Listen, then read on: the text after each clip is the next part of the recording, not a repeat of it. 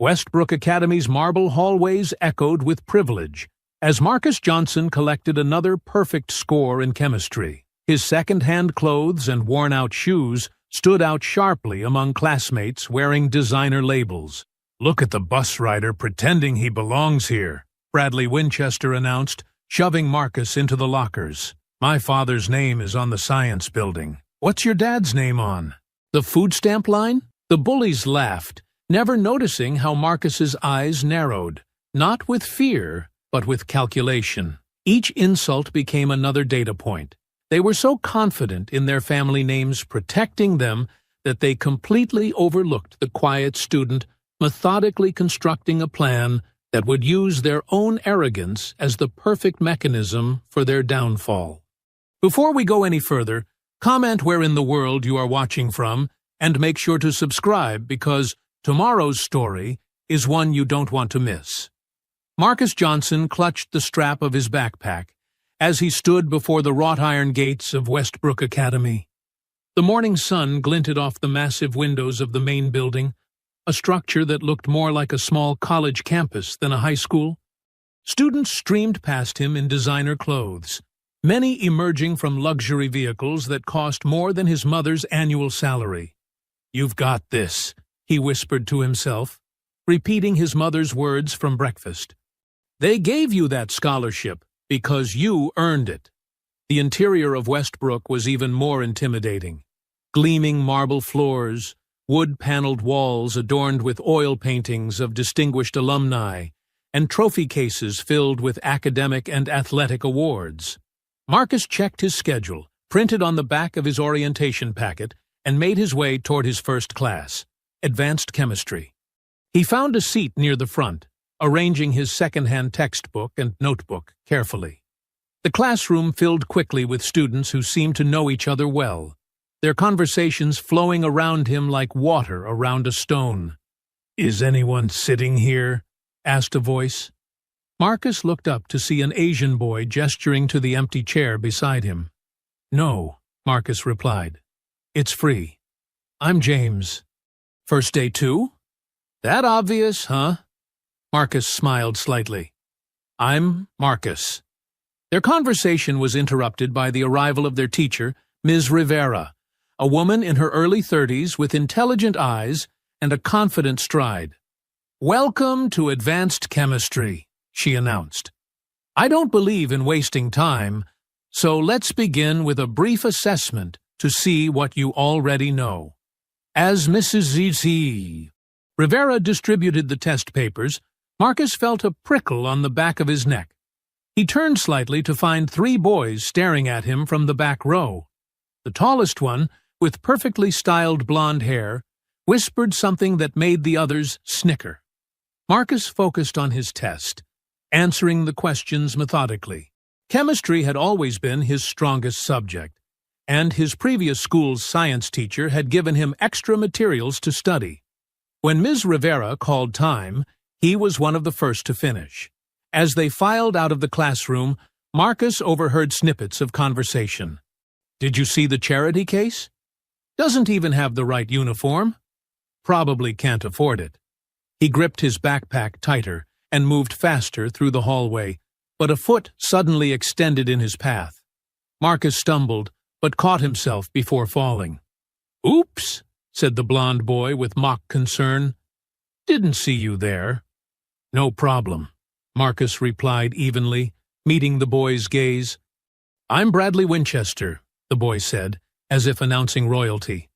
"This is Tyler and Ethan." He gestured to his companions, one muscular with dark hair, the other slender with glasses. "And you are—" "Marcus Johnson." "Johnson," Bradley repeated, drawing out the name. "And what does your father do, Johnson?" Marcus hesitated. "I live with my mom. She's a nurse."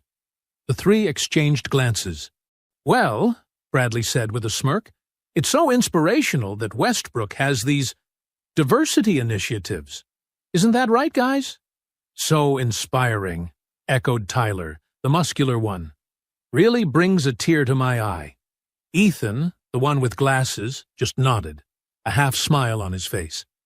Marcus felt heat rising in his chest, but kept his expression neutral. "I should get to my next class." "Of course," Bradley replied. "Wouldn't want you to miss anything. Your kind needs all the help you can get." As Marcus walked away, their laughter echoed down the corridor. He'd faced prejudice before, but never in such an environment where he was so completely outnumbered. The scholarship that had seemed like such a blessing suddenly felt like a sentence. The rest of the day passed in a blur of new faces, elaborate facilities, and the growing realization of just how different this world was from his own. When the final bell rang, Marcus found himself mentally exhausted. Outside, while waiting for his bus, he spotted his mother's aging sedan pulling into the pickup lane. She must have switched shifts to surprise him on his first day.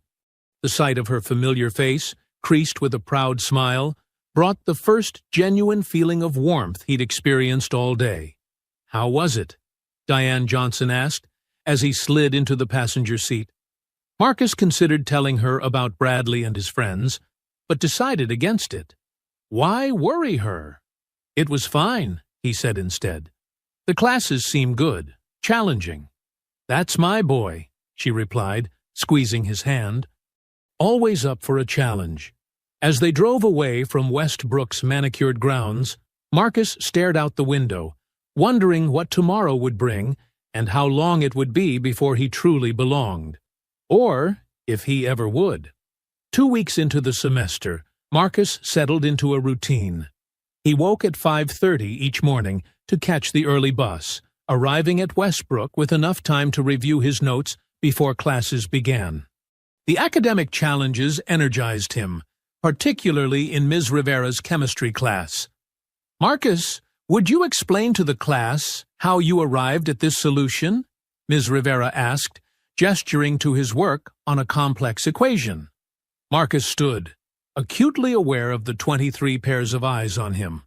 "I applied the Henderson-Hasselbalch equation, but modified the approach to account for the additional variables in the buffer solution." "Ms. Rivera nodded approvingly. "Excellent! That's university-level thinking." As he sat down, Marcus caught Bradley rolling his eyes at Tyler. After class, Ms. Rivera called him to her desk. "You have a remarkable aptitude for chemistry, Marcus. Have you considered the Science Olympiad team?" "I hadn't thought about it," he admitted. "You should. Applications are due next week." She lowered her voice. "Don't let anyone make you feel like you don't belong here. Your mind earned you that spot." Marcus nodded gratefully before heading to his next class. In the hallway, James fell into step beside him. "Rivera seems to like you." "I guess so." "You should join Science Olympiad. I'm applying too. Computer Science Division." "Maybe I will," Marcus replied, feeling a tentative connection forming. Their conversation was interrupted by a shoulder slamming into Marcus, sending his books scattering across the floor. "Watch it, scholarship," Bradley sneered, Tyler and Ethan flanking him like bodyguards. Marcus knelt to gather his materials, James helping silently. "Nice shoes," Bradley continued, pointing at Marcus's worn sneakers. "Did you get those at the donation center, or did Mommy have to work extra shifts?" Marcus kept his face impassive, though his hands trembled slightly with suppressed anger. "What's wrong?" "No comeback?" Tyler taunted. "I thought you were supposed to be smart." "Leave him alone," James said quietly. Bradley's attention swiveled. "Look, guys, the charity cases are sticking together." "How cute!" Ethan laughed, though his eyes darted uncomfortably around the hallway. "We'll be late for class," Marcus said to James, ignoring the trio as they stood.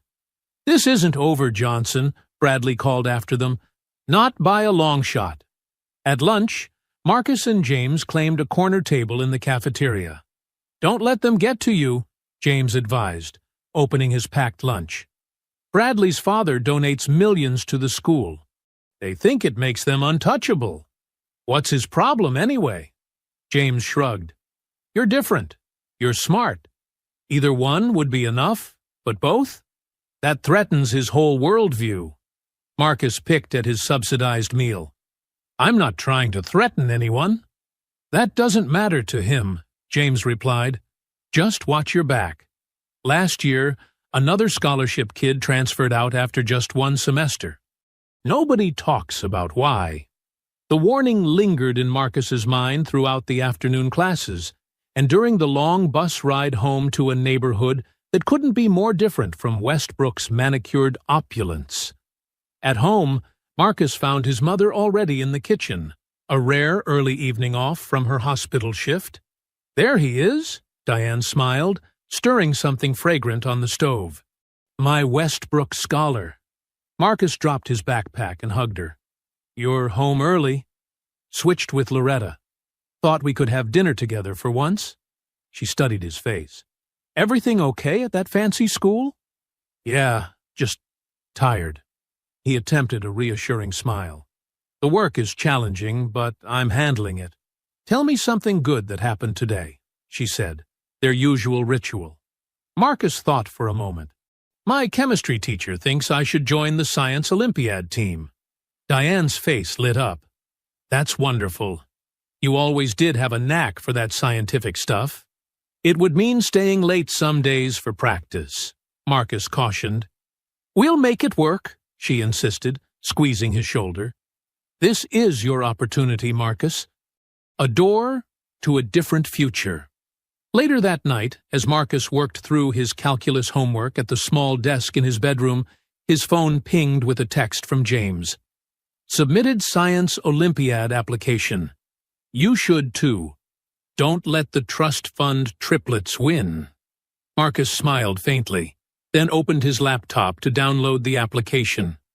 The cursor hovered over the submit button as doubt crept in.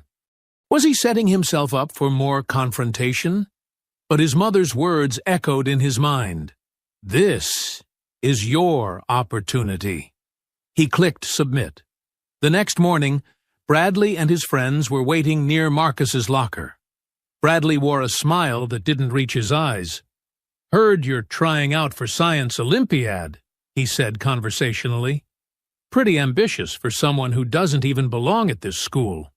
Marcus focused on exchanging his books. I'm not bothering you, Bradley. Why don't you just leave me alone? Because you're the one who doesn't get it. Bradley stepped closer, voice dropping. This isn't your world. You're just visiting. And soon enough, you'll be gone like all the others. For the first time, Marcus met his gaze directly. We'll see about that.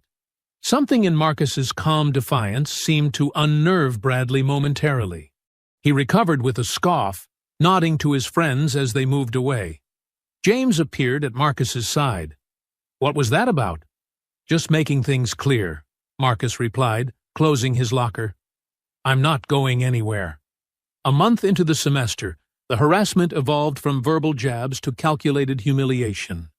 Marcus opened his locker one morning to find it filled with crumpled food wrappers and a crude note.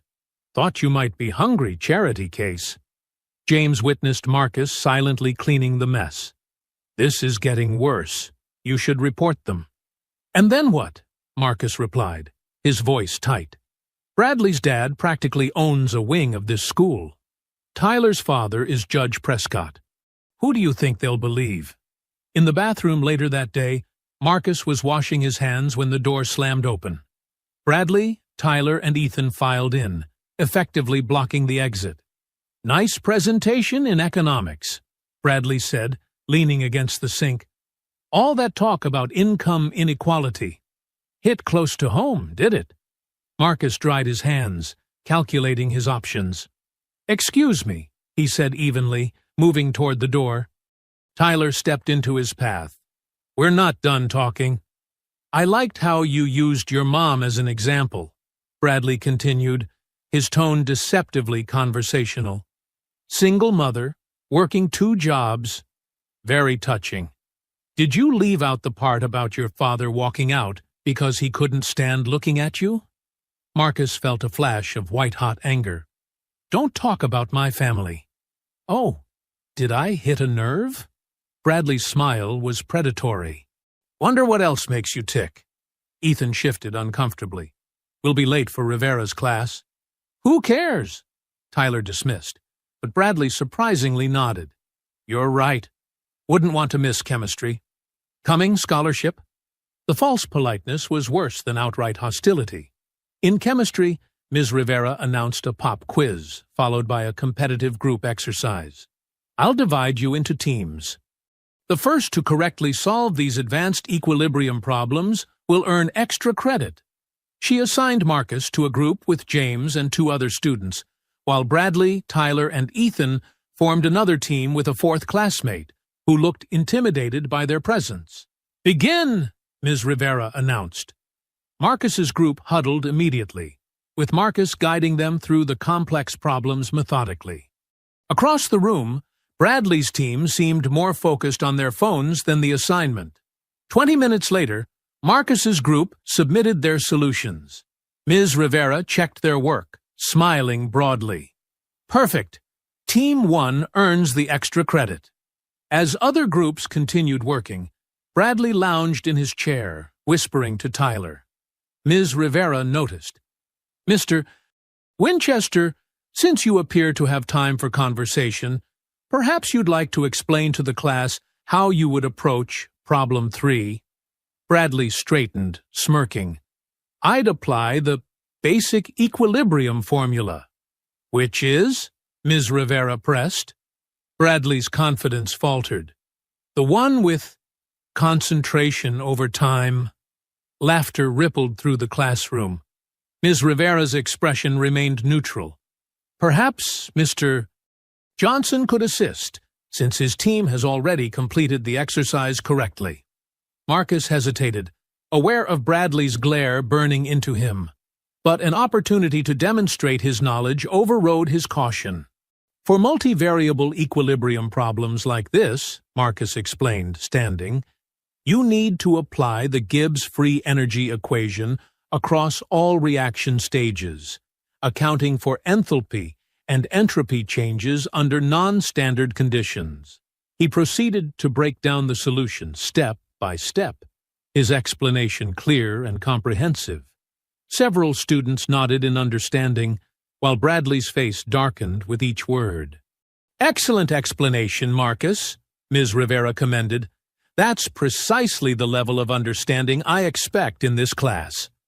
As the bell rang, Bradley knocked his textbook to the floor deliberately. "Show off," he hissed as Marcus passed. During lunch, Marcus sat alone, James having gone to the library to study. He sensed movement behind him seconds before a carton of milk emptied over his head, drenching his shirt and homework.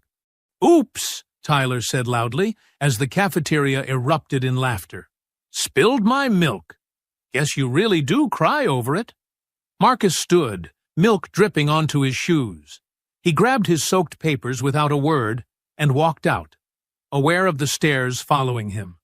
In the bathroom, he did his best to clean up, fighting back frustrated tears. His mother had worked overtime to afford his uniform, and now it was ruined. The final bell couldn't come soon enough. Marcus hurried toward the bus stop, taking a shortcut through the athletic fields to avoid any further encounters. He almost made it when he heard footsteps behind him. "Going somewhere, Johnson?" Bradley's voice called out. Marcus turned to find the 3 boys forming a semicircle around him. Far from the main buildings, with sports practices not yet started, the field was deserted. "I need to catch my bus," Marcus said firmly. "After what you pulled in chemistry?" Bradley stepped closer. "Making us look stupid?" "You didn't need my help with that," Marcus retorted before he could stop himself. Bradley's eyes widened momentarily before narrowing. "Hold him," he instructed Tyler and Ethan. Marcus swung his backpack defensively, catching Tyler in the chest, but Ethan grabbed him from behind. Despite Marcus's struggle, the 2 boys pinned his arms. "You think you're better than us?" Bradley's first punch landed against Marcus's stomach, driving the air from his lungs. "Smarter?" Another blow. "You're nothing!" Marcus kicked out, connecting with Bradley's knee. The larger boy stumbled backward with a curse. "You're going to regret that," Bradley snarled, nodding to Tyler, who delivered a sharp jab to Marcus's ribs. When they finally released him, Marcus collapsed to the ground, curling protectively around his midsection. Bradley knelt beside him, voice low and threatening. "Next time you embarrass me, it'll be worse. Remember your place, scholarship." The three walked away, leaving Marcus on the damp grass, tasting blood and humiliation as he struggled to his feet. He had missed his bus. His homework was ruined.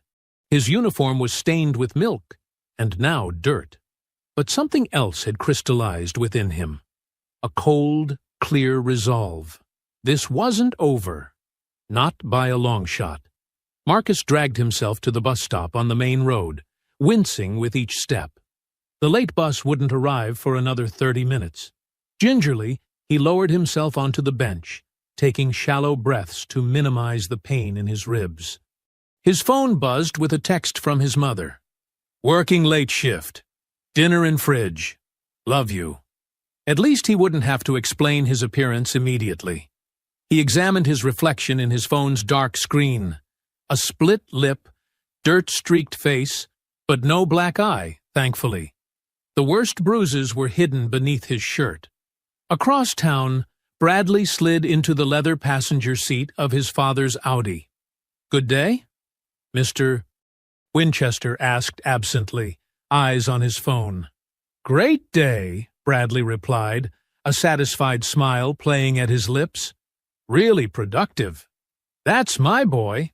Speaking of productive, I told Harrington we'd increase our donation for the new science wing. Perfect timing with college applications coming up. The Winchester name on a building never hurts with the Ivy League." Bradley nodded, thinking of Marcus's pained expression. "Absolutely, Dad. It's all about knowing your advantages and using them." In the faculty lounge, Ms. Rivera gathered her materials. She paused when Principal Harrington entered, engaged in conversation with the athletic director. "The zero-tolerance policy looks good on paper," Harrington was saying, "but we need flexibility with certain students. The Prescott boy is our star lacrosse player, and the Winchesters are funding the new science wing. And Montgomery's mother chairs the board," the athletic director added. "Exactly. Some situations require discretion." Ms. Rivera's grip tightened on her folders. This wasn't the first time she'd overheard such conversations. The next morning, Marcus moved carefully through the hallways, each step sending pain through his bruised ribs. He'd managed to clean his uniform and cover the worst of his facial injuries with his mother's concealer, found under the bathroom sink. James spotted him immediately. "What happened to you?" "Nothing," Marcus muttered. "That's not nothing," James insisted, noting Marcus's stiff movements. "It was them, wasn't it?" Before Marcus could respond, Bradley and his friends rounded the corner. Bradley nodded smugly at Marcus, while Tyler pantomimed a punching motion when no teachers were looking. Ethan at least had the decency to look away. "You need to report this," James urged when they were out of earshot. "And say what? I have no proof.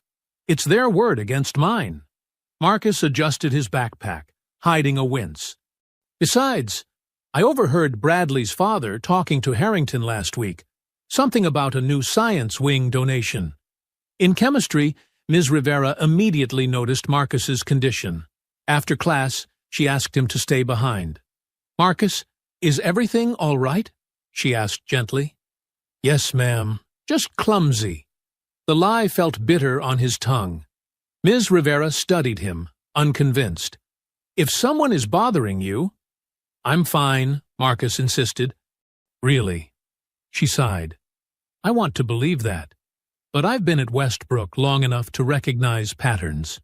She hesitated, then continued in a lower voice. "Last year, a bright student like you transferred out mid-semester. Anthony Garcia. Brilliant mathematician." Marcus remained silent. Before him, there was Zoe Wilson, both scholarship students. Ms. Rivera's expression grew troubled. Both allegedly left for personal reasons, but I saw the bruises on Anthony before he disappeared. "What happened to them?" Marcus asked quietly. "The official story?" family relocated, financial difficulties, but I heard Anthony's parents threatened a lawsuit that mysteriously went away after a sizable, anonymous donation to their moving expenses. She met his eyes directly. Westbrook has a zero-tolerance policy against bullying on paper, but certain students seem exempt. The bell rang, signaling the next period. I should go, Marcus said, gathering his books. Marcus, Ms. Rivera stopped him. Whatever you're dealing with, be careful. And know that not every teacher here values donations over students. As he limped to his next class, Marcus's mind raced. Anthony Garcia, Zoe Wilson. Names that had been erased from Westbrook's pristine narrative. How many others had there been? In the library during his free period, Marcus searched the school's online yearbooks. Anthony's sophomore picture stared back at him. A dark-haired boy with a hesitant smile. The junior yearbook had no trace of him. Further searching revealed an old-school newspaper article about Anthony winning a regional math competition, alongside a quote from Principal Harrington about Westbrook's commitment to nurturing talent regardless of background. Marcus closed the browser, a plan beginning to take shape in his mind. They thought they'd broken him, shown him his place. But they had only shown him exactly what he needed to see, how the system worked, and how it could be turned against them. You're not seriously considering fighting back, are you? James asked, voice low as they sat in a secluded corner of the school library. 3 days had passed since the assault, and Marcus's physical pain had dulled to a persistent ache. Not physically, Marcus replied, sliding his notebook toward James. Inside were meticulous notes on Bradley, Tyler, and Ethan, their schedules, routines, and patterns he'd observed. James whistled softly. This is thorough, almost scary. Know your enemy, Marcus quoted. They think they're untouchable because of their parents.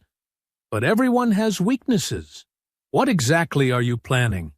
Marcus hesitated. I'm not sure yet.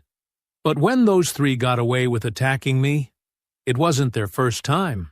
They've driven others out of Westbrook. I'm looking for a way to expose them that can't be covered up or dismissed. James pulled out his laptop, checking to ensure no one was watching. I might be able to help with that. I have access to the school network. Marcus raised an eyebrow. How? Last semester, I helped the IT administrator update some systems. He's not very security-minded. James typed rapidly. The school keeps digital records of everything. Incident reports, complaint filings, even emails between administrators about disciplinary measures. Can you find anything about Anthony Garcia or Zoe Wilson? James's fingers flew across the keyboard. Give me a few days. I don't want to trigger any alarms.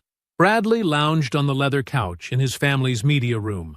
Tyler and Ethan sprawled in nearby recliners. Did you see Johnson skulking around today? Bradley laughed. Like a beaten dog. Tyler snorted. Maybe he'll finally get the message and disappear like that Garcia kid. My father says his parents threatened to sue, Bradley added, scrolling through his phone. Dad wrote them a check and poof, problem solved. Ethan frowned slightly. Don't you think we went too far? He was bleeding. Please, Bradley dismissed. He embarrassed us in front of the entire class. He got what he deserved. Besides, Tyler added, it's not like anyone cares. The scholarship trash come and go. We're the ones who matter here. Ethan said nothing, but his discomfort was evident in his silence. Stop being such a wuss, Ethan, Bradley chided. Your mom's on the board. You're one of us, remember? Not one of them. Ethan nodded, but his eyes remained troubled. Tohit. The next day, Marcus approached Ms. Rivera after class. I've been thinking about what you said, he began carefully, about Anthony Garcia and Zoe Wilson. Ms. Rivera closed the classroom door. And? I need to understand how the system works here. If something happens, who decides what goes into the official record? She studied him with concern. Incidents are supposed to be documented by the witnessing teacher, then reviewed by Principal Harrington. Serious infractions go to the disciplinary committee, which includes 2 board members and 3 faculty representatives. She paused. In theory. And in practice? In practice, Harrington has final say on what reaches the committee. Certain incidents involving prominent families tend to be handled administratively. Marcus nodded slowly. So, a student's word against Winchester or Prescott would likely go nowhere, she confirmed, unless there was irrefutable evidence or multiple witnesses willing to speak up. Marcus absorbed this. What if the evidence came from them directly? Something they couldn't deny? Ms. Rivera's expression grew alarmed. Marcus, be careful. Whatever you're thinking, I'm just trying to protect myself, he assured her, not entirely truthfully. Evidence only works when the system wants it to, she warned. And at Westbrook, the system is heavily influenced by donor names on buildings. After school, Marcus walked the campus with new purpose, noting security camera placements, blind spots, and gathering areas. He timed how long it took administrators to respond to disturbances and identified which teachers patrolled which areas during lunch periods. He made a careful note when he discovered Bradley and his friends regularly gathered behind the field house to smoke, a clear violation of school policy, but in a camera blind spot. James met him by his locker the following morning, expression serious. I found something, he whispered, passing Marcus a USB drive. Emails about Garcia. They're enlightening, and there were 6 others before him in the past 3 years, all scholarship students. 6? Marcus repeated, pocketing the drive. 6 that filed complaints, all transferred out within a semester. Most involved the same 3 names. Marcus's fingers closed around the drive. This isn't just about me anymore. No, James agreed solemnly. It never was. Marcus was careless, reaching for the cereal. His shirt rode up, revealing the yellowish-purple bruising along his ribs, bruises that after nearly a week were still vividly apparent. Diane Johnson froze in the kitchen doorway, her nurse's eyes immediately assessing the injury. Marcus Alexander Johnson. What is that? He quickly tugged his shirt down. It's nothing, Mom. Don't you dare. Her voice was tight with controlled fury. Lift your shirt. Now. Reluctantly, Marcus complied. His mother's sharp intake of breath told him everything. Who did this to you? The calm in her voice was more frightening than yelling would have been. It doesn't matter. It doesn't. Diane set her coffee mug down with enough force to slosh liquid over the rim. Someone hurt my child. It matters. Was it at school? Marcus's silence was answer enough. I'm calling Principal Harrington right now. She reached for her phone. Mom, don't!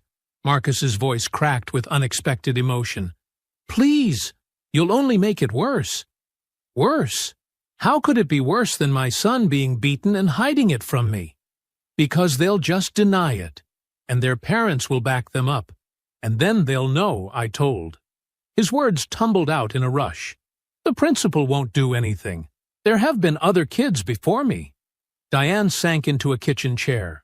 Tell me everything. Marcus explained about Bradley, Tyler, and Ethan, about Anthony Garcia and the others, about the pattern of harassment that the school had systematically covered up. So I'm just supposed to do nothing while these entitled brats hurt my son? Her hands trembled with helpless rage. No, Marcus said firmly. I have a plan, but I need you to trust me. A plan. She studied him carefully. What kind of plan? The less you know right now, the better. But I promise it's nothing dangerous, and nothing illegal. I just need time. Diane was silent for a long moment. 2 weeks, she finally said. You've got 2 weeks. After that, I'm going to that school, and God help anyone who tries to stop me. At school, Bradley seemed to be everywhere. watching Marcus in the hallways, bumping into him between classes, making pointed comments just loud enough for him to hear. "Keeping secrets, Johnson?" Bradley whispered as they passed in the cafeteria. Not very smart. Marcus maintained his composure, but inside, alarm bells were ringing. Could Bradley somehow know about his investigation? Later, as Marcus retrieved books from his locker, Ethan approached alone. An unusual occurrence. "They know you've been asking questions," Ethan said quietly, pretending to check his phone. "About Garcia. And you're warning me because—" Ethan shifted uncomfortably. "They're planning something. I don't know what exactly, but be careful." Before Marcus could press further, Ethan walked away, merging into the crowd of students. During last period, Marcus's phone buzzed with a text from James. "Computer lab. Now." Marcus found James hunched over a monitor, face pale. "Someone tried to access my school account. They might know I've been in the system. Could they trace it back to what you found?" "I don't think so, but we can't be too careful." James handed Marcus a memory card. "I made copies of everything. The originals are hidden securely." Marcus pocketed the card. "We need to accelerate the timeline." "What's the play here exactly?" James asked. "They think they're above the rules. I need to create a situation where they break those rules so publicly, so undeniably, that not even their parents can make it disappear." "That's vague."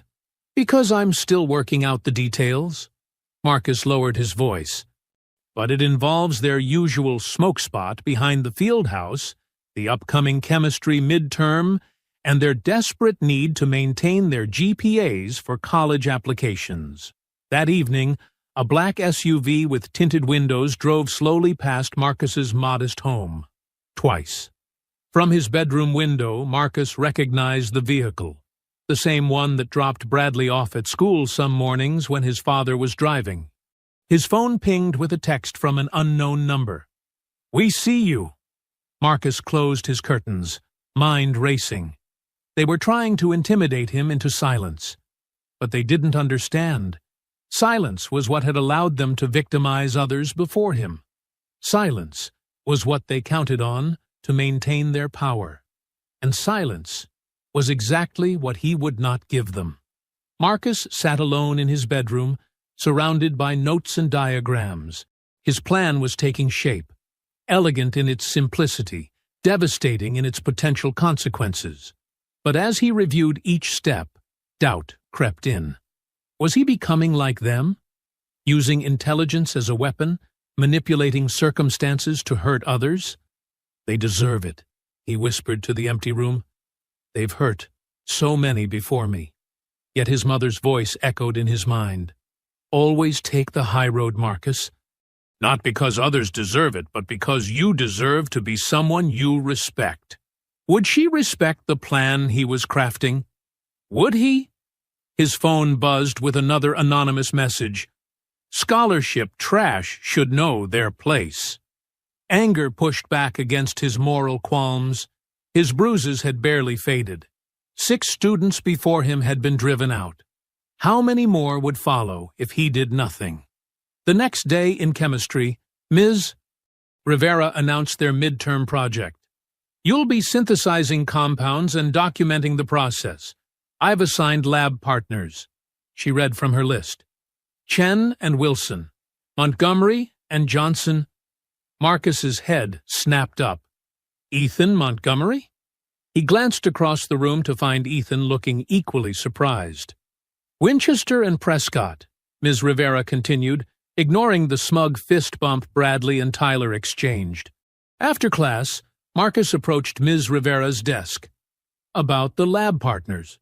"Not negotiable," she said firmly, then lowered her voice. "Something's brewing, Marcus. The tension between you and those boys is affecting the entire class. Whatever's happening, this arrangement might help diffuse it." "Or make it worse," he countered. "Maybe. But Ethan Montgomery isn't the same as the others." She met his eyes. "Sometimes people surprise you when given the chance to choose differently." Marcus considered her words. You've been watching all along, haven't you? Teachers see more than students think. She straightened a stack of papers.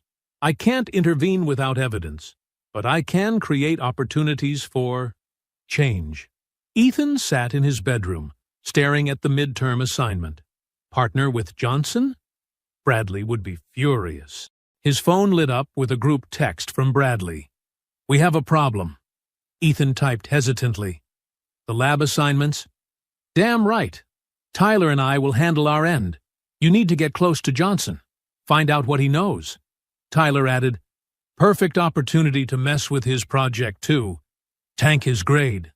Ethan's stomach twisted. Academic sabotage was a line they hadn't crossed before. A suspension-worthy offense. Maybe worse. I don't know, guys. Bradley's response was immediate. Don't go soft now. Remember whose side you're on. Ethan set his phone down, remembering Marcus's split lip, the way he'd winced for days afterward. Remembering, too, Anthony Garcia's quiet departure last year. Whose side was he on? Marcus weighed his options.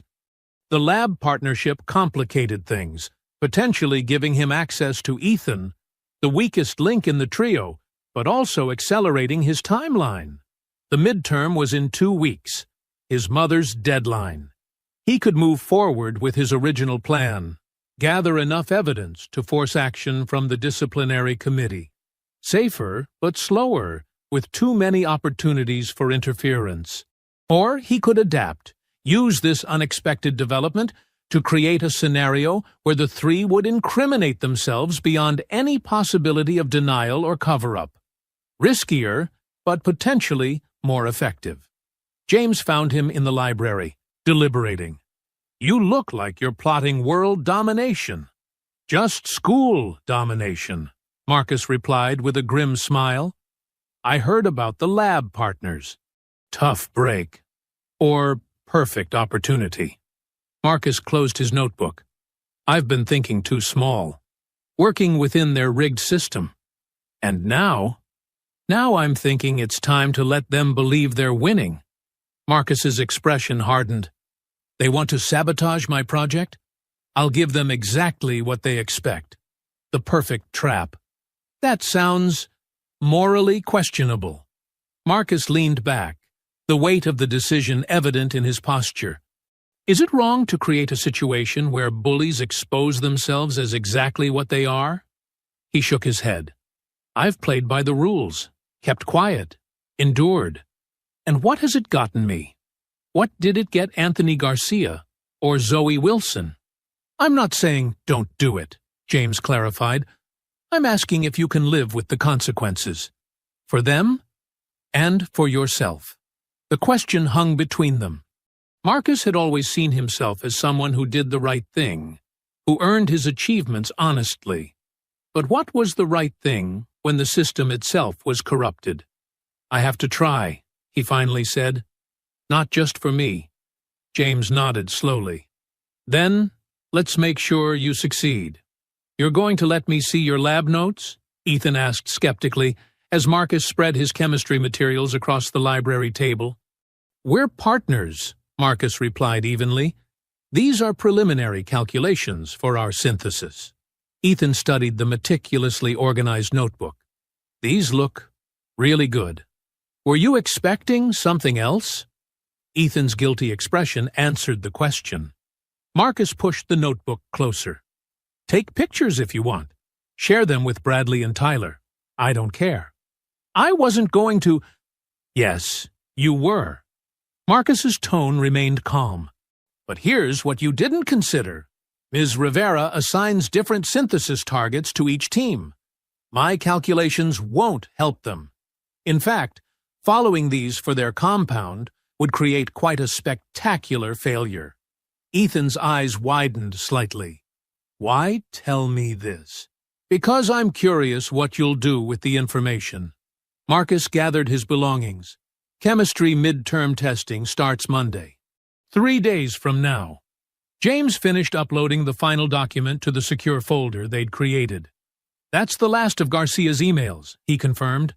7 complaints filed against Bradley, Tyler, and Ethan over 2 years. All buried. Marcus nodded. Add this. He handed James a USB drive. Security footage from behind the field house. Bradley and his friends smoking. And this, he slid over a second drive, is the recording of Tyler bragging about how his dad took care of his underage drinking citation last summer. Where did you get these? The smoking footage was easy. The maintenance shed camera covers that area, but nobody checks it. The drinking story was just Tyler being careless at a party. Someone I know had it on their phone. James looked impressed. You've been busy. Just thorough, Marcus corrected. Everything in that folder is insurance. Insurance for what? Marcus checked his watch. For what happens next? Bradley scrolled through the photos Ethan had sent, smirking. Johnson's making this too easy. Tyler leaned over his shoulder. These calculations look legit. Of course they do. The scholarship kid needs his grades. Bradley forwarded the images to his private email. We'll use these to create our own brilliant project, and he'll crash and burn with whatever garbage Montgomery helps him produce. What if Rivera realizes we cheated? Please, Bradley scoffed. My father's name is going on the science wing. She wouldn't dare. Principal Harrington frowned at the anonymous email in his inbox. The subject line read, Pattern of Harassment at Westbrook Academy. The message contained links to a cloud folder filled with documents, emails, incident reports, and testimonials from former students, all pointing to a disturbing pattern involving the sons of 3 of Westbrook's most influential families. His first instinct was damage control. These were serious accusations, but Winchester, Prescott, and Montgomery weren't just students. They represented millions in donations and generations of legacy. His finger hovered over the delete button when his secretary buzzed. Mr. Harrington, there's a reporter from the Tribune on line 2. Something about student safety concerns at Westbrook. Harrington froze. How had this reached the press already? His computer pinged with another email, this one from the school board chair, Ethan Montgomery's mother. Subject, Disturbing Information. The principal's blood ran cold. Ethan sat alone in his bedroom, his phone buzzing incessantly with texts from Bradley and Tyler. He'd sent them the photos as expected, but hadn't told them what Marcus had said about the different synthesis targets. Should he warn them? The midterm was worth 30% of their grade, if they copied Marcus's work.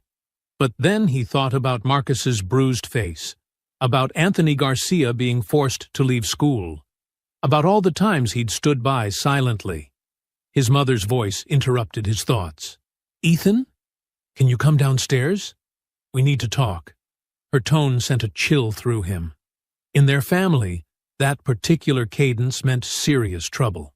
In the living room, his mother sat rigidly on the couch, her iPad open to an email with multiple attachments. Do you know anything about this? She asked, turning the screen toward him. Ethan's stomach dropped as he recognized screenshots of text conversations, his own with Bradley and Tyler, discussing what they'd done to Marcus. Where did you get those? They were sent to every board member anonymously. Her expression was stone. Please tell me this is some kind of mistake. Ethan swallowed hard.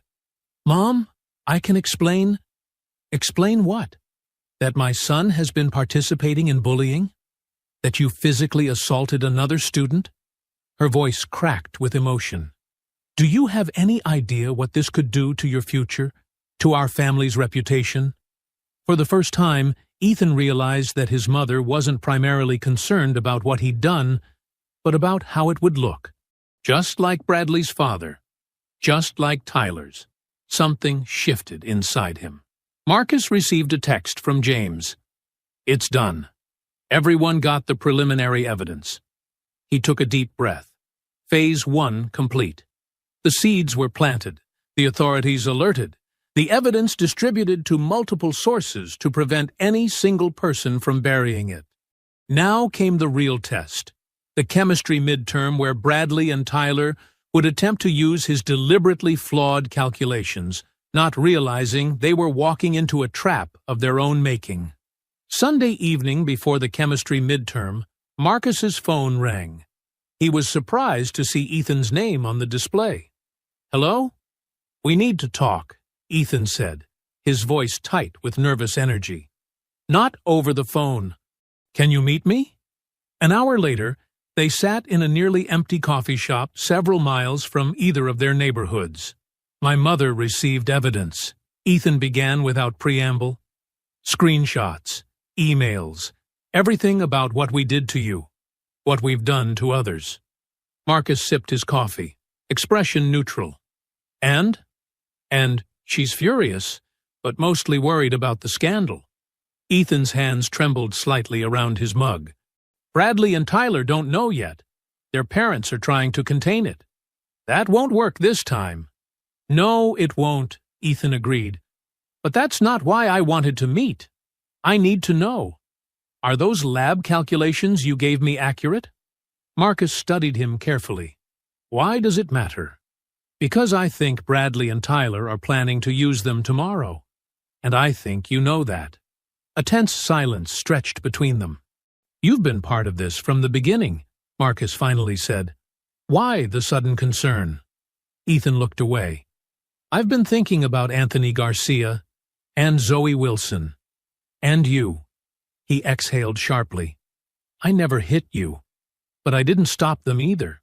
I never hit any of the others, but I laughed along, made them feel unwelcome, like they didn't belong. And now? Now I'm trying to figure out who I am without Bradley and Tyler defining me." Ethan met Marcus's gaze directly. "Those calculations, if they use them tomorrow, what happens?" Marcus leaned forward. "Nothing dangerous, but their compound will fail spectacularly. Combined with the evidence already circulating, their academic dishonesty will be impossible to ignore or cover up. You set a trap, and I delivered the bait." Ethan's laugh was hollow. "Pretty clever." "The choice is still theirs," Marcus pointed out. "They could choose to do their own work." "But they won't." Ethan shook his head. "Bradley's texted me a dozen times today, bragging about how they're going to ace the midterm using the scholarship kids' work while sabotaging our project. And what about our project?" Ethan reached into his backpack, pulling out a notebook. "I did the calculations myself. They're not as elegant as yours, but they'll work." Marcus raised an eyebrow in surprise. "I've always been decent at chemistry," Ethan admitted. "I just let Bradley and Tyler copy because it was easier than standing up to them." James had spent the weekend ensuring their digital trail was secure. Every piece of evidence they'd gathered was backed up on multiple platforms, set to automatically release to relevant authorities if tampered with. "The school's IT security is a joke," he told Marcus as they met before first period. "But your plan isn't. Are you sure about this?" "Too late to back out now." Marcus nodded toward the administration building, where unusual activity was visible through the windows. "Something's happening already." "Montgomery Family Damage Control," James guessed. "Word is his mom called an emergency board meeting for this afternoon. After the chemistry midterm, perfect timing. Ms." Rivera sensed the unusual tension as her students filed into the lab. Bradley and Tyler appeared confident, exchanging smug glances. Marcus and Ethan worked with quiet focus at their station. The other students seemed to sense the undercurrents, giving both groups a wide berth. "You have 90 minutes to complete your synthesis and documentation," she announced. "Begin now." She circulated among the lab stations, pausing longer than necessary near Bradley and Tyler. Their setup matched their assigned compound, but the calculations on their worksheet looked suspiciously familiar, exactly as Marcus had predicted. Principal Harrington spent the morning in frantic conference calls. 3 board members had received the damning evidence. So had 2 local reporters. The school's legal counsel warned of potential lawsuits if they didn't address the pattern of harassment. Winchester and Prescott were threatening their own legal action if their sons faced consequences without due process. Montgomery was pressing for immediate action to distance her son from the others. It was unraveling rapidly, and for once, Harrington couldn't see a way to make it disappear. His secretary interrupted his thoughts. "Sir, Ms. Rivera is on the line. There's an incident in the chemistry lab. She says you need to see it personally." As the chemistry midterm reached its final minutes, Marcus met Ethan's eyes across their shared workbench. Their synthesis was proceeding perfectly. Across the room, Bradley and Tyler's compound had developed a strange purple hue, entirely different from the clear solution they were supposed to produce. "Something's wrong," Tyler muttered, panic edging into his voice. Bradley glared in Marcus's direction. "That lying scholarship trash gave us the wrong formula." Their increasingly desperate attempts to correct their work drew Ms. Rivera's attention. "Is there a problem, gentlemen?" she asked. Bradley's face flushed with anger. "Johnson sabotaged us. He gave Montgomery fake calculations." "Interesting accusation," Ms. Rivera replied calmly, "especially since each team has a different synthesis target." The color drained from Bradley's face as the implications sank in. "Unless," Ms. Rivera continued, "you were attempting to use another team's work as your own?" The lab fell silent as every student turned to watch the unfolding drama. "Mr. Winchester, perhaps you'd like to explain why you're using calculations designed for a completely different synthesis?" "Mrs. East." Rivera's voice cut through the tense silence of the lab. Bradley's face contorted with rage. "Ask Johnson. He set us up." Principal Harrington appeared in the doorway, surveying the scene with growing alarm. "What's happening here, Ms. Rivera?" Before she could answer, Bradley pointed accusingly at Marcus. "He sabotaged our midterm project. He tricked Montgomery into giving us fake formulas." All eyes turned to Ethan, who stood frozen beside Marcus. "Is this true, Mr. Montgomery?" Principal Harrington asked. The moment stretched, heavy with consequence. Ethan looked from his longtime friends to Marcus, then back to the principal. "No, sir," he finally said, his voice surprisingly steady. "I never gave them any formulas. In fact, they've been planning to steal Marcus's work for days." Bradley's mouth fell open. "You lying?" "I have the texts," Ethan continued, pulling out his phone, "where they discussed copying his work and sabotaging his project, where they talked about beating him up behind the field house, where they bragged about forcing out other scholarship students." Tyler lunged toward Ethan, but Ms. Rivera stepped between them. "Mr. Prescott, control yourself." "You backstabbing traitor," Tyler shouted. "After everything we've done for you." "Done for me?" Ethan's voice rose. "You mean making me complicit in assaulting other students? In driving them out of school? In making me someone I hate every time I look in the mirror?" Principal Harrington raised his hands. "All of you, my office, now." "Sir," Ms. Rivera interjected, "we need to document this academic dishonesty properly. It's an explicit violation of the honor code." "I'm aware, Ms. Rivera." Harrington's tone was clipped. "We'll handle this administratively, like you handled Anthony Garcia's complaints." Marcus spoke for the first time. "Or Zoe Wilson's? Or the 6 other scholarship students who were harassed until they left Westbrook?" The principal's face paled. "That's enough, Mr. Johnson." "No, it's not nearly enough." Marcus stood taller. "Everyone in this room just witnessed Bradley openly admit to stealing academic work and attempting to sabotage another student. This isn't an isolated incident. It's part of a pattern that the administration has been covering up for years." Murmurs spread through the lab as other students exchanged glances. "I said that's enough." Harrington's voice rose. "All 4 of you, to my office immediately. The rest of you, continue your work." No one moved. "Actually, sir," Ms. Rivera said firmly, "as the witnessing teacher, I need to file a formal incident report. per the school's zero-tolerance policy on academic dishonesty and harassment. I'll determine what policies apply here, Harrington bristled. The same way you determined they didn't apply when Bradley and his friends put Anthony Garcia in the hospital last year. James had entered the lab, phone in hand. Because I have the email where you told his parents that Westbrook couldn't conclusively determine who was responsible, despite 3 eyewitness accounts. Shocked gasps filled the room. Bradley's composure cracked completely. My father funds half this school.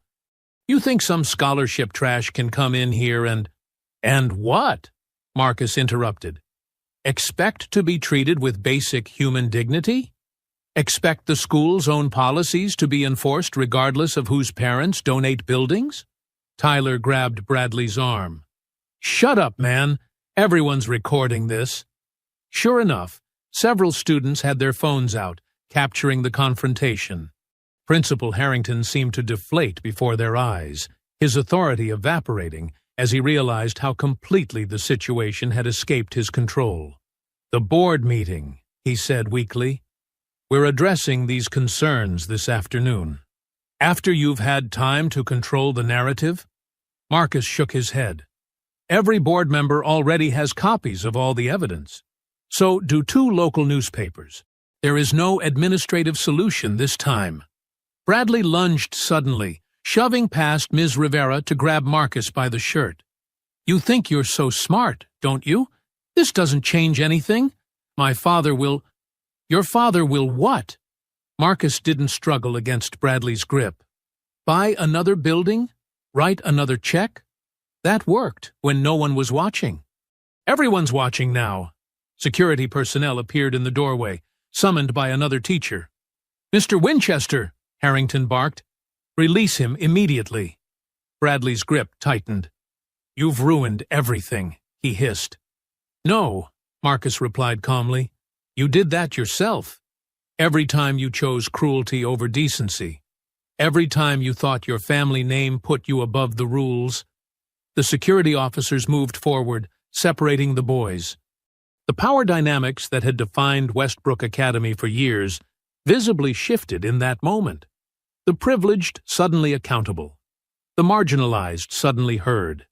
As they were escorted from the lab, Ethan fell into step beside Marcus. I should have done that a long time ago, he said quietly. Better late than never, Marcus answered. The administrative conference room buzzed with tense energy. Emergency board meetings usually involved budget discussions or curriculum approvals, not potential scandals that threatened the school's reputation. Marcus sat with his mother on one side of the long table. Diane Johnson had arrived 20 minutes after Marcus's call, still wearing her hospital scrubs, her face a mask of controlled fury. You should have told me how bad it was, she whispered, squeezing his hand. I wanted to handle it myself, he replied. You did. Pride mixed with concern in her eyes. I just wish you hadn't had to. Across the table sat Bradley and his parents, Tyler and his father, Judge Prescott had arrived without his wife, and Ethan with his mother. The 3 families were noticeably distanced from one another, solidarity apparently fracturing under pressure. Principal Harrington entered with the remainder of the disciplinary committee, 2 board members and 3 faculty representatives, including Ms. Rivera. The tension in the room ratcheted higher. Before we begin, Bradley's father announced, standing, I'd like to state for the record that my son has been the victim of a deliberate setup. This entire situation was engineered by Marcus Johnson to damage my son's academic standing and reputation. A setup? Diane Johnson rose to her feet, her voice sharp with indignation. My son came home with bruises. He was beaten by your son and his friends. Ms. Johnson, please, Principal Harrington began. No, I will not be silenced. Diane's voice rose further. My boy earned his place here through hard work and intelligence. And this is how he's treated? Attacked because he's black? Because he's from a working-class family? Bradley's father's face reddened. "How dare you insinuate?" "I'm not insinuating anything," Diane shot back. "I'm stating facts. Your son is a bully who thinks his family name puts him above consequences." Judge Prescott stood, pointing a finger at Diane. "You need to control yourself, Ms. Johnson. These accusations are based on manipulated evidence and have been grossly exaggerated. My son admits to a momentary lapse in judgment regarding the chemistry assignment, but categorically denies any pattern of harassment." "Momentary lapse?" Diane's laugh was bitter and loud. "There are 6 other students who were driven out of this school by your sons. 6! Where's their justice?" Principal Harrington banged his gavel. "Everyone! Please return to your seats. This is a formal proceeding." The room reluctantly quieted, though the tension remained palpable. Diane sat, her hand now gripping Marcus's so tightly it almost hurt. Ms. Rivera cleared her throat. "With all due respect, Judge, the evidence of academic dishonesty was witnessed firsthand by an entire classroom of students. As for the historical pattern, many of these incidents were properly reported through official channels at the time, yet no action was taken." Bradley's father leaned forward. "Claudia, our family has donated millions to this institution. The Winchester Science Wing is breaking ground next month. I would hope that counts for something in how this matter is handled." "Are you kidding me?" Diane erupted again. "You're openly admitting you expect special treatment because of your money? In front of all these witnesses? My son," Bradley's father shouted back, "has a future at an Ivy League school. He's being targeted by your son, who clearly has a chip on his shoulder about students from successful families." "Successful?" Diane stood again, trembling with rage. "I work 2 jobs saving lives while you make money off other people's money. Don't you dare imply I'm not successful just because I don't have your kind of wealth." "Mom!" Marcus tugged at her arm, trying to calm her. "No, Marcus. They need to hear this." Diane addressed the entire committee. "My son works 2 hours each morning in the school cafeteria to help pay for his uniforms. He takes the earliest bus to be here on time. He studies until midnight most nights to maintain his scholarship. And for his efforts, he was beaten, humiliated, and threatened." She pointed directly at Bradley's father. "Your donations bought buildings. They did not buy the right for your son to assault mine. This is outrageous." Tyler's father, Judge Prescott, slammed his hand on the table. "I will not sit here and be lectured about privilege by—" "By what?" Diane challenged, eyes flashing. "Say it, Judge. By what?" An uncomfortable silence fell, as the judge visibly restrained whatever he had been about to say. Before anyone could speak again, the door burst open. James entered with a school security officer carrying a laptop. "Sorry to interrupt," James said, not sounding sorry at all. "But there's something the committee needs to see immediately." Principal Harrington sighed. "Mr. Chen, this is a closed disciplinary hearing." "It concerns evidence that's being deleted as we speak," James replied. "Security camera footage from the school's server is being systematically erased right now, including footage of the assault on Marcus." All eyes turned to Bradley's father, whose face remained impassive. "That's a serious accusation," Harrington said. "It's not an accusation. It's a fact. I set up alerts to notify me if anyone accessed those specific files." James turned his laptop around. "The deletions are being executed from an IP address registered to Winchester Investment Group." "This is unbelievable!" Diane's voice filled the room. "They're destroying evidence right now." Bradley slumped in his chair, while his father jumped to his feet. "This is a witch hunt. You have no proof that—" "We have all the proof," Diane shouted back. "What kind of example are you setting? Deleting evidence? Covering up assaults? Is this the success you're so proud of?" Mrs. Montgomery suddenly stood. "Enough!" Her commanding tone silenced the room. "This meeting is a formality. The board has already voted to enforce the zero-tolerance policy in this case." She glanced at her son. "All 3 boys will face appropriate consequences, regardless of family connections or donations." "You can't do that!" Bradley's father yelled, face purple with rage. "After everything my family has contributed." "Precisely because of those contributions," Mrs. Montgomery interrupted sharply, "we have allowed a culture of immunity to fester. No more." The room erupted in overlapping shouts. Judge Prescott threatened lawsuits at top volume. Bradley's father bellowed about withdrawing donations. Diane Johnson demanded justice for her son and all the others who'd been victimized. Through the chaos, Marcus caught Ethan's eye across the table. The other boy gave a small, resigned nod, acknowledgement that the reckoning they had both, in different ways, set in motion, was now inevitable. The disciplinary committee called for a brief recess to review all evidence before rendering their decision. As security personnel urged everyone to clear the room, Marcus realized that regardless of the outcome, Westbrook Academy would never be the same. The system that had protected the privileged at the expense of the vulnerable was being exposed for exactly what it was, and his mother's righteous anger had ensured no one could pretend not to see it. After 30 minutes, that felt like hours. Everyone was called back into the conference room. The atmosphere had changed, a grim formality replacing the earlier chaos. The disciplinary committee members sat with expressions that revealed nothing. Principal Harrington cleared his throat. After reviewing all available evidence, including today's incident, previously filed complaints, and newly surfaced documentation, the committee has reached a decision. Marcus felt his mother's hand slip into his.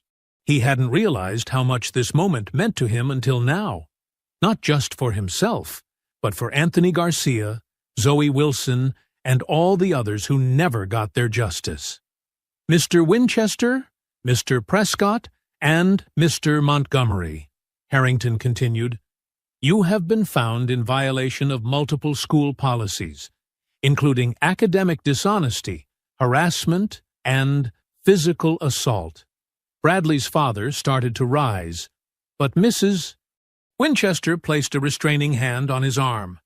"The committee has determined that these violations warrant immediate expulsion from Westbrook Academy." The word hung in the air for a moment before the room erupted. "Expulsion?" Bradley's father roared. "This is absurd! I'll have your job for this, Harrington." Judge Prescott was already on his phone. "I'm calling my attorney." "This will be overturned by tomorrow morning." "The decision is final," Mrs. Montgomery stated firmly, "and unanimous." Bradley jumped to his feet. "This is his fault." He jabbed a finger toward Marcus. "He set us up. He wanted us to use his calculations." "Sit down, Bradley," his mother hissed, looking mortified. "No, I won't let some scholarship trash destroy my future." Bradley's voice cracked with desperation. "Dad, tell them. Tell them what you can do to this school." Ms. Rivera stood. "Mr. Winchester, your own actions in the lab today, witnessed by an entire class, would be grounds for expulsion on their own. The additional evidence only confirms a pattern of behavior." "What about him?" Tyler demanded, pointing at Ethan. "He was with us the whole time. Why is he getting expelled too?" All eyes turned to Ethan, who looked up with surprising composure. "I deserve it," he said quietly. "I didn't throw punches, but I stood by and watched. I helped cover it up. I'm just as guilty." His mother placed a hand on his shoulder, her expression a complex mixture of disappointment and something like respect. "What about college?" Bradley's voice had shifted from rage to panic. "What about Princeton? They can't know about this." "Your actions have consequences," Principal Harrington replied. We are required to report disciplinary expulsions to any institutions requesting your records. You've ruined me! Bradley lunged across the table toward Marcus. Security personnel moved quickly, but not before Judge Prescott grabbed his son's arm. Tyler, enough! The judge shouted. You're making this worse! The reality of their situation seemed to finally hit Tyler. His face crumpled. Dad, please, fix this. For the first time, Judge Prescott looked genuinely helpless. I can't. Mrs. Montgomery addressed the committee. While I accept the ruling regarding my son, I would request the board consider his actions today in acknowledging the truth and his lesser role in the physical assaults. Principal Harrington nodded. The committee has noted that distinction. Mr. Montgomery's academic records will reflect that he self-reported his involvement and cooperated fully with the investigation. Ethan looked up, surprised. It wasn't exoneration, but it was something. A chance at redemption. Cooperation, Bradley spat. You mean betrayal. No, Ethan said, finding his voice. I mean choosing right over wrong. Finally. Marcus had remained silent throughout, watching the scene unfold with a strange sense of detachment. This wasn't about personal vindication anymore. It was about a broken system beginning to repair itself. Diane squeezed his hand. You okay? She whispered. He nodded, feeling the weight of the past months lifting. Better than okay. Principal Harrington addressed the Johnsons directly. Mr. Johnson, I want to extend the school's sincere apology for failing to protect you and other students. Westbrook has clearly fallen short of its responsibility to provide a safe learning environment for all students, regardless of background. An apology doesn't erase what happened, Diane replied, her voice steady. But acknowledging the wrong is the first step toward making it right. Ms. Rivera spoke up. The board has also approved a full review of all harassment complaints from the past 5 years, with outreach to affected students and families. As the meeting concluded, the 3 expelled students and their families were escorted out separately. Bradley and his parents left first, his father already on the phone, threatening lawsuits. Tyler followed with Judge Prescott, who looked suddenly older, the power he had wielded so confidently now impotent against the evidence. Ethan was the last to leave. He paused by Marcus's chair. I'm sorry, he said simply, for everything. Marcus met his gaze. Make it count, he replied. Whatever comes next, make it count. 3 weeks after the disciplinary hearing, Westbrook Academy felt like a different place. The hallways buzzed with the same activity, but the undercurrents had shifted. Students from different backgrounds mingled more freely, as though an invisible barrier had been removed.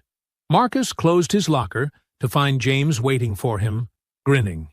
Have you seen the school paper? James held up the latest edition of the Westbrook Chronicle. The headline read, Board approves new anti-harassment policies, creates scholarship fund for underrepresented students. Ms. Rivera showed me earlier, Marcus replied. The Montgomery Fund for Educational Equity. Ethan's mom is trying to make amends. Speaking of which, James nodded toward the main entrance, where Ethan stood with a woman who appeared to be Anthony Garcia's mother. The local news had covered the story extensively. Bradley's father had withdrawn his donation for the science wing, but 3 alumni had stepped forward to replace the funding, with the condition that it be named after Anthony Garcia and all students who face discrimination at Westbrook. Marcus had received emails from both Anthony and Zoe, thanking him for what he'd done and sharing their own stories of rebuilding their lives after Westbrook. Their words meant more to him than any official acknowledgement. Ready for chemistry? James asked, falling into step beside him. Always. Ms. Rivera smiled as they entered her classroom. She'd been appointed to head the new student advocacy office, in addition to her teaching duties. Marcus, a moment? she called as students settled into their seats. She handed him an envelope. MIT's admissions office sent this to me for forwarding. Something about their summer program for exceptional STEM students. Marcus stared at the envelope. But I didn't apply. I did, she admitted. On your behalf. After watching you devise that chemistry trap for Bradley and Tyler, which was both brilliant and slightly terrifying, I thought you might benefit from more constructive outlets for your talents. He opened the letter with trembling fingers, scanning its contents. I got in, he whispered. Full scholarship. Congratulations, Ms. Rivera said warmly. You've earned it. Through your work, not despite your circumstances. That evening, Marcus sat at the kitchen table with his mother, the MIT letter between them. Cambridge, Massachusetts, Diane said, trying to sound casual, though her eyes shone with pride. That's pretty far from home for summer. Too far? Marcus asked. She reached across to take his hand. Baby, I'd drive you to the moon, if that's where your opportunities were. I couldn't have done any of this without you. That's not true, she countered. You've always had this strength inside you. All I did was make sure you knew it. Marcus shook his head. You did so much more than that. You showed me what real dignity looks like. Even when things were hardest, you never let anyone make you feel small. That's the Johnson family special, she smiled. Stand tall, work hard, and don't let anyone tell you what you're worth. The doorbell rang, interrupting their moment. Diane answered it to find Principal Harrington standing awkwardly on their front step. Ms. Johnson, Marcus, he nodded. I apologize for the unannounced visit, but there's something I wanted to deliver personally. He handed Marcus an envelope bearing the Westbrook seal. The board has established a new award for moral courage and academic integrity. You're its first recipient. It comes with a monetary scholarship for college. Marcus accepted the envelope, feeling strangely conflicted. Thank you, but I didn't do what I did for recognition. I know, Harrington replied. That's precisely why you deserve it. He hesitated. I also wanted to apologize in person.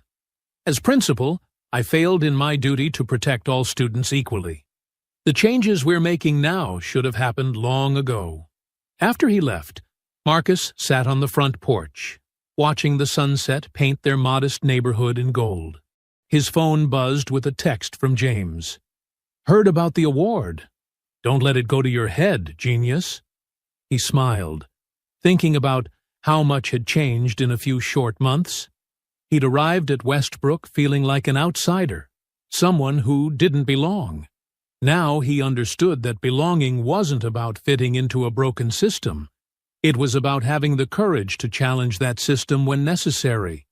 From inside, he heard his mother on the phone, excitedly telling her sister about his MIT acceptance. The pride in her voice was the only award he'd ever truly needed. Tomorrow, he would return to Westbrook, not as an outsider or a scholarship kid, but simply as Marcus Johnson, a student who had earned his place and helped make the school better for those who would follow. He had risen above not just the bullying, but the assumptions and limitations others had tried to place on him. And in doing so, he had helped lift others as well. I hope you enjoyed that story. Please share it with your friends and subscribe so that you do not miss out on the next one. In the meantime, I have handpicked 2 stories for you that I think you will enjoy. Have a great day.